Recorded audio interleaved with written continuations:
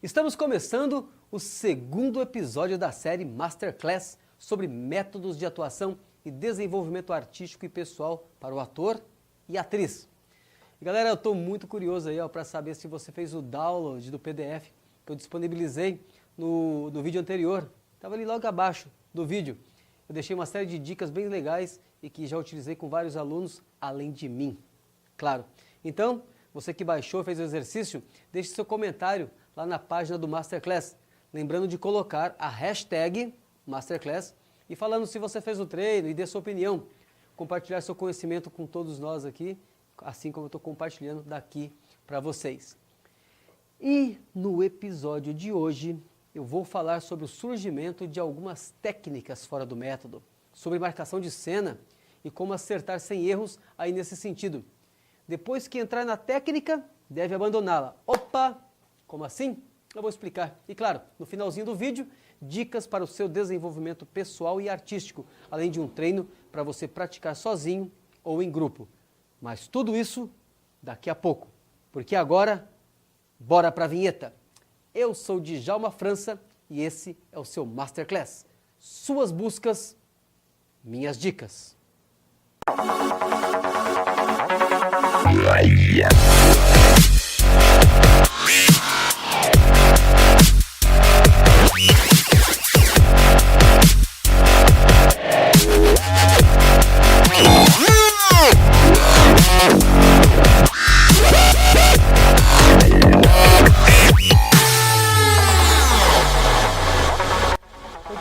No período que eu comecei a elaborar o que eu gostaria de falar nesses vídeos do Masterclass, eu conversei com muitos amigos meus, atores, atrizes, diretores, professores de teatro, cinema e até mesmo amigos de outras profissões que vão ocupando cada vez mais as mídias eletrônicas.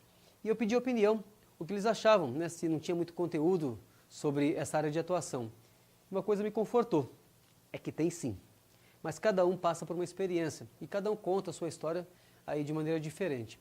E vendo com esse olhar, eu percebi que hoje eu tenho ex-alunos que se tornaram professores de teatro, formaram grupos, estão por aí, levando um pouco do que aprenderam comigo e com outros que passaram conhecimento a eles. E isso é muito legal, porque estão fazendo o mesmo com suas visões aí acerca do que experimentam, estudam e praticam. E aí nessa conversa eu percebi, gente, tem terreno para todo mundo. Tem que estudar, tem que se aperfeiçoar para passar e para compartilhar. Então eu pensei, eles estudaram o método que eu empreguei, as técnicas que eu ensinei, e estão aí levando adiante. E foi assim no passado. Stanislavski ensinou muitos atores, mas nem todos seguiram seus ensinamentos. Os que se arriscaram em aprender, testar e aperfeiçoar aí dentro do seu entendimento, esses evoluíram em todos os sentidos, porque se abriram novo ao desconhecido. E isso é mágico, isso é arte. Sem preconceito, sem apontar se algo deu certo ou não, ou se não entende e nem experimentou, começa a criticar. Isso não leva a nenhum ponto, nenhum lugar, né? Vocês já ouviram provavelmente falar da teoria épica do diretor alemão Bertolt Brecht. Essa teoria ela se propõe a expor uma peça ante o espectador em vez de envolvê-lo. Tudo isso por meio da identificação, ou seja, o espectador analisa com olhar crítico, porque aquilo que o Brecht queria era provocar uma discussão e não envolver o espectador na história, né? Emocionalmente na história. Isso é uma técnica. E se você gosta desse tipo de abordagem, eu recomendo que você leia o livro de Fernando Peixoto, Brecht, Vida e Obra. E tem sobre os pensamentos aí do autor. Eu estou expondo aqui para vocês que técnicas de representação existem aos montes desde muito tempo.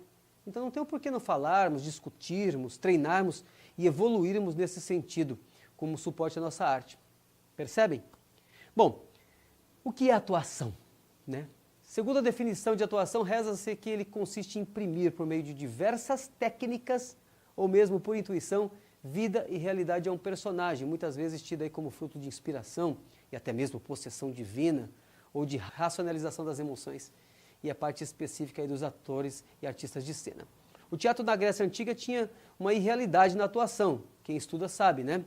Onde os atores apresentavam mascarados, com sapatos altos ali, para dar maior destaque na cena, a uma realidade nua e crua. Então vamos sair dessa ideia agora, né? Apenas da intuição, inspiração, para a transpiração. Entender o trabalho e fazê-lo de maneira bem trabalhada ali, entender o que está sendo realizado e evoluir nesse sentido, mas com consciência. Entenda que como atores e atrizes, a intuição aí, a inspiração, claro que ele conta, mas sozinhos não passam da coxia, e se passar, não repete no outro dia. Inclusive a atuação como conhecemos hoje teve uma ruptura milhares de anos depois do teatro grego, onde começaram a dar atenção especial ao ator. E o trabalho mais significativo nesse contexto foi do francês Denis Diderot, onde os atores passaram a ser o foco. E as pessoas começavam a ir ao teatro só para vê-los, apesar que hoje em dia acontece quando o ator ou a atriz também é da mídia. Mas não vamos entrar aí nesse quesito, né? Vamos aí ao que interessa. Somente tempos mais tarde aí que surgiu o sistema criado por Konstantin Stanislavski, que é o que eu venho falando aqui nesses vídeos, e é o que eu chamo aí de realidade transformada. Na verdade, o Stanislavski ele foi um precursor que deu atenção especial à atuação, a um aparato de técnicas para preparar o ator, porque outros falavam do teatro de um modo geral, ou seja, montagens, textos e vestimentas. E o ator nisso, sua essência, onde ficava? Mas muita água passou por debaixo da ponte e as ideias de Stanislavski chegaram aqui no Brasil e foram divulgadas aí por Eugênio Kuznets.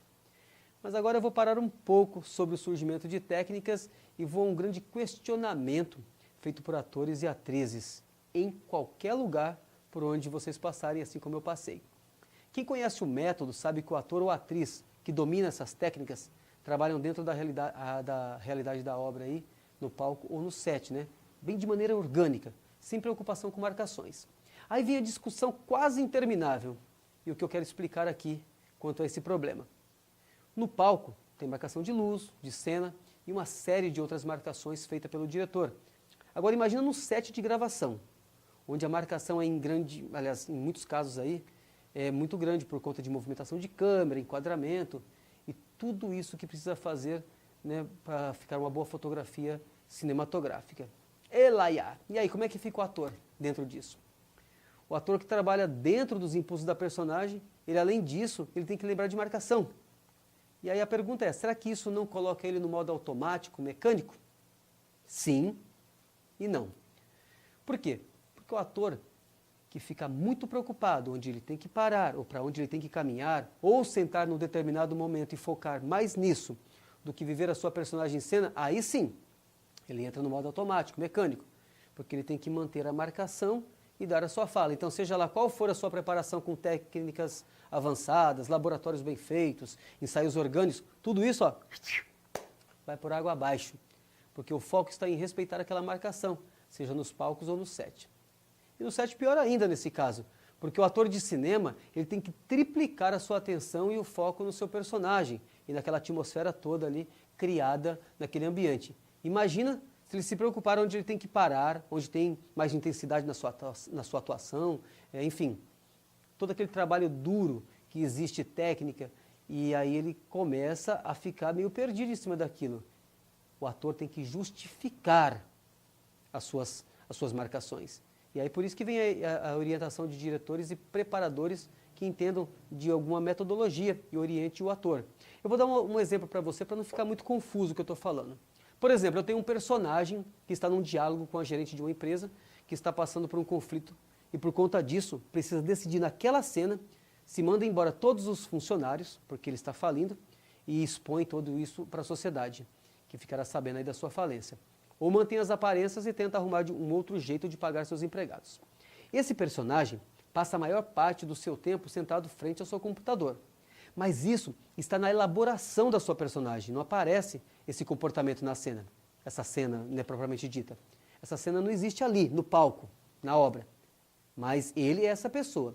Então, toda vez que ele precisa pensar algo importante, ele recosta em sua cadeira para refletir melhor. Isso na elaboração. Aí tem um diretor que diz que ele, numa determinada fala, tem que sentar na poltrona que está ali naquele cenário, no palco.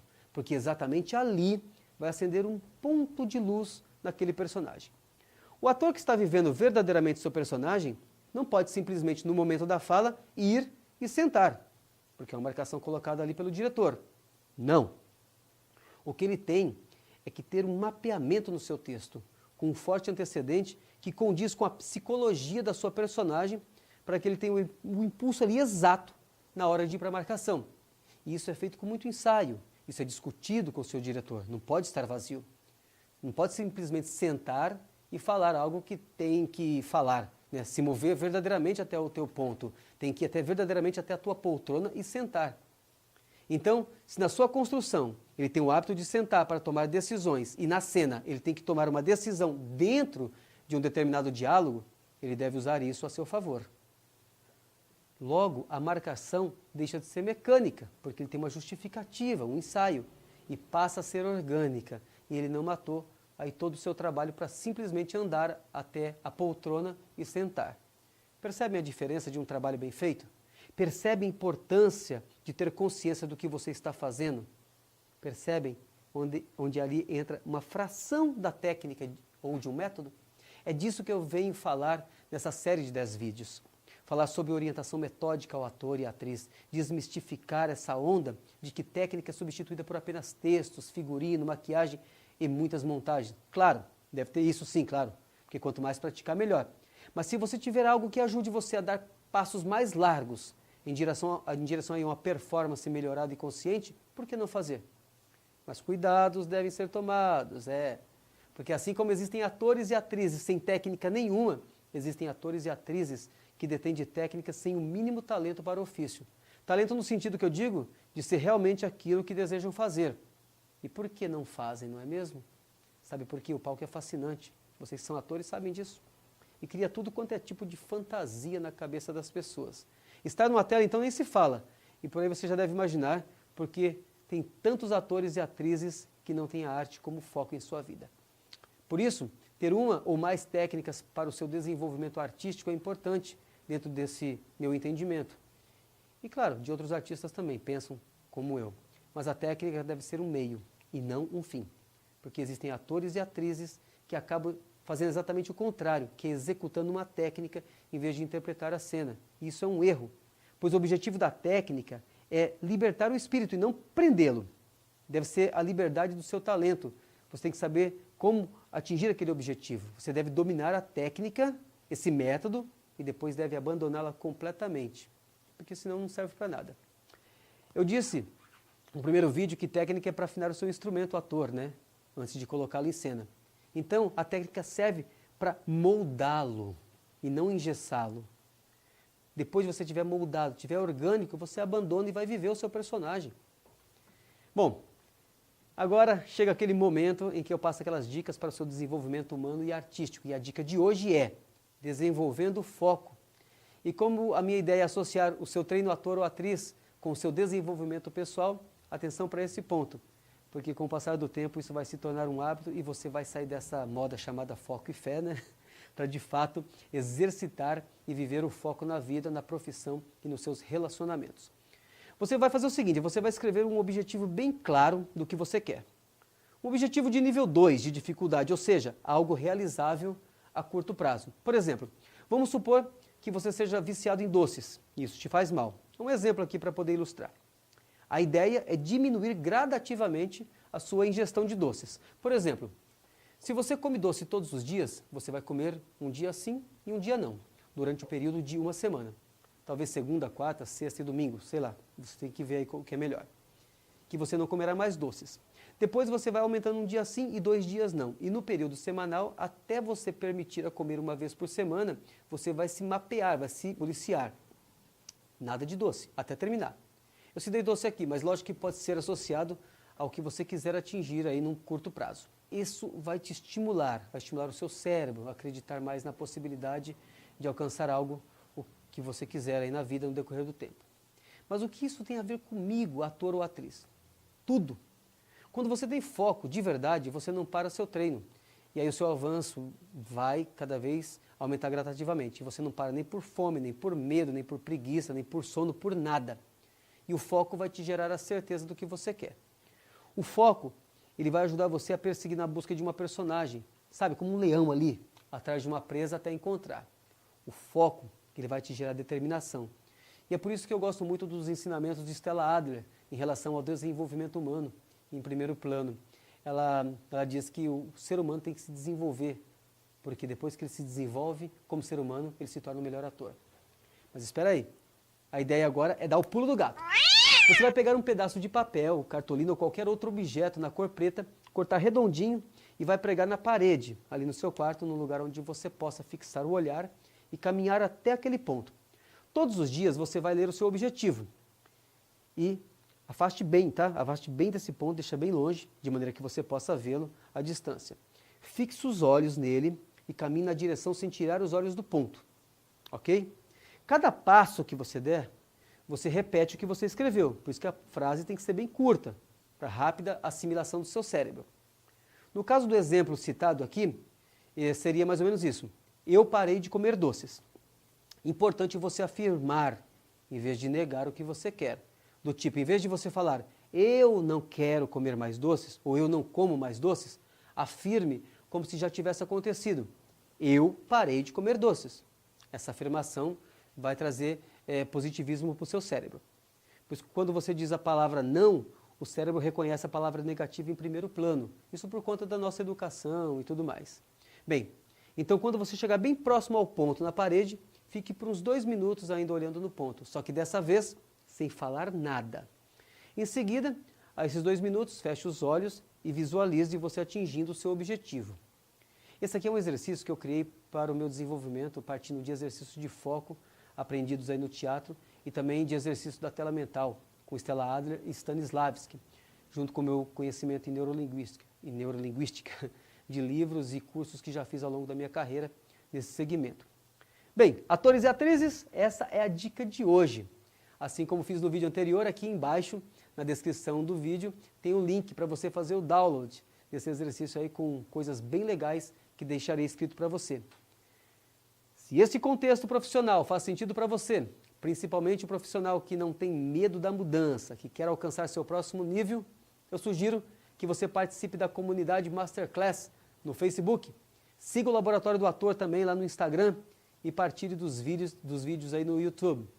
E também te espero nos comentários para discutir uma forma mais profunda sobre esse imenso universo de possibilidades que é essa profissão ator e atriz e que proporciona a todos nós. Se acredita que tudo isso te gerou algum valor, compartilhe com seus amigos e dê seu like aqui no vídeo. E bora treinar para se autoaperfeiçoar e buscar o que você tem de melhor em essência. Eu te vejo aí então no próximo episódio. E lembre que a partir de agora, esse aqui é o seu Masterclass. Suas buscas, minhas dicas. Bora nessa?